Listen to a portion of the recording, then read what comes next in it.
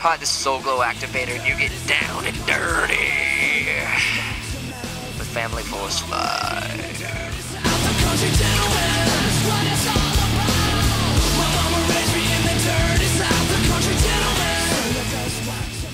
So, you guys claim to be the band from the Dirty South, so we're gonna get down and dirty with some dirty questions. Who is the messiest guy on the bus?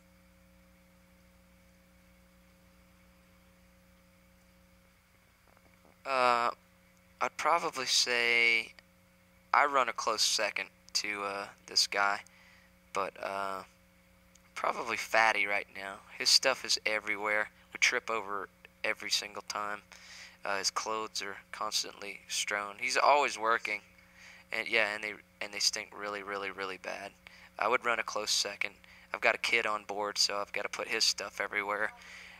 He is my kid is 1 year old, and so I've got my stuff, my wife's stuff, and my kid's stuff, and so it's kind of constantly being shuffled around. People tripping over baby toys, and my hygienic products and all kind of stuff. Okay.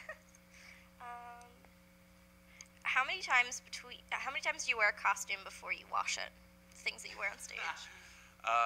Sadly, I think our record is about 28 on Warped Tour as well in the dead heat of the summer, and we wear like spacey Voltron-looking outfits, that kind of Ewok hoodies with fur in them. And yes, I probably smell right now because anything stored within a 20-foot radius of those clothes soaks in the obscene odors that come from them. Yes. Crouton usually takes care of the Febreze, but we actually bought him a radioactive mask that he could put on to grab it with tongs from the back closet to make sure that he doesn't die. I would say the second smelliest person would probably be Nadaddy in the band, besides Fatty. They just have very strong, pungent odors that you can definitely go, wow, that's their fragrance. Like, these people could attract deers to them, or runaway skunks, or they're. Yeah, well, he's. I do smell. I smell. Well, you're not wearing my stage clothes are over there. You can take a whiff of those. They're very close to mule smelling, like a mule smells. Derek, Chapstick over here, he has it's a more pleasant kind of. It's still funky, but it's very, yeah. Crouton, he always smells like gig butt. So I don't know if you've ever smelled that. It's really weird though. Alright. So, if you dropped a piece of candy on the ground, would you pick it up and eat it? If so, does the 5-second rule apply, or things like that? I would not. I'm a germaphobe. I'm kind of OCD in a way, so no. But yet you don't shower. No, I do shower. You don't wash your clothes. I wash them as often as possible. I Febreze them and hang them to dry immediately after shows. To me, the 5-second rule really depends on Where you're at. what surface that it lands on, and I always do a little inspection. I never just pick it up off the ground and eat it, unless it's like my kitchen floor, because I know it's pretty clean and stuff. But if it's got a hair on it, I throw it away. But if it's got a little dust on it, I blow on it, put that thing, it depends on what the candy is too, because like if it's like a peppermint patty, everything's gonna stick to it. You know what I'm saying? Sand or whatever. No, it's just, yeah. Yeah. Yum. Yum. Asian yum. Oh yeah, that's right next door. We had that for lunch. Did you like it? It was yum. Oh, okay. How many days in a row have you gone without showering, and what tour was that? Warped Tour last year, 6 days. Oh, I've gone 4, and that was like almost unbearable to me. And then we got those little camel pack showers that you fill them and leave them outside, and they get heated up, and then you try to find a place where you can be partially or fully nude in the public without people seeing you. I talked to the tour manager for what's the band that used to be on Maverick?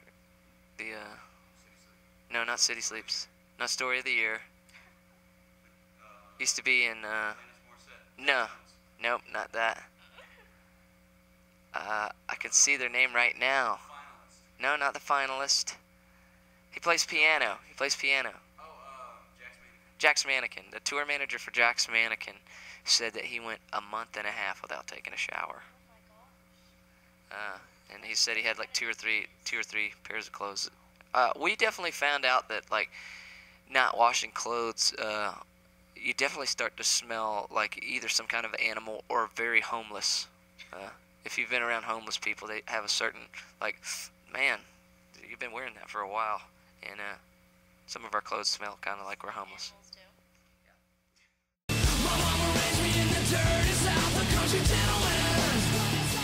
Craziest thing a fan has ever done to you or for you or given you? I guess you said your outfit, but other than that. Craziest thing I've ever had done to me. I had a girl say, "Hey, I want to take a picture with you," and I was like, "All right, that's cool." And she got really close, and I usually like put my head next to theirs and hold on, and then she snuck some tongue right into my mouth really quick, and I was like, wow, this is really awkward and weird, and I was like, all right, thanks, and I kind of pushed her away because, yeah, it was weird. No, I didn't cry, but after I beat her in the face a few times, it was no, I didn't beat her at all, but I did push her away, and I was like, hey, that was weird, right? So I've got a restraining order. Her name is Jennifer, right? You know who you are. The craziest thing for me was one night a long time ago, probably about 3 years ago. Soul Glow Activator was announcing us from stage, and he said, he's like, "Yeah, come hang out with us in the back. Chapstick over here. He draws dragons and unicorns." And I can't draw anything, to be honest with you. I'm miserable. And so these two, after the show, I was packing up my stuff, and these two girls came over with a Sharpie about the size of that water bottle. It was huge, and they were like, "I need you to draw a dragon on me." And I was like, "Oh, okay, cool. Well, yeah." And she was just like, "Do it." And so I was like, "All right, close your eyes. It's really, really good." And so she did, and I like feathered it like it was really, really like, you know, a professional artistic endeavor. And it was just a stick drawing of like what a little, 5-year-old would draw. And it was fire breathing, and I was laughing, and then she opened her eyes and she was like, "Ah, it's incredible!" And she was excited, and so that became like kind of a thing where it happened for a while. After that, I would continue to draw dragons and unicorns on people. And the last week, some girl showed up and pulled up her pant leg, and she had a tattoo of my drawing on her leg, and it was the crappiest thing I've ever seen, but it was awesome still, and I think that was pretty rock and roll. Takes it so dead seriously too. I guess so, but yeah, that was pretty whack. I want somebody to tattoo something of mine. That's awesome. Okay.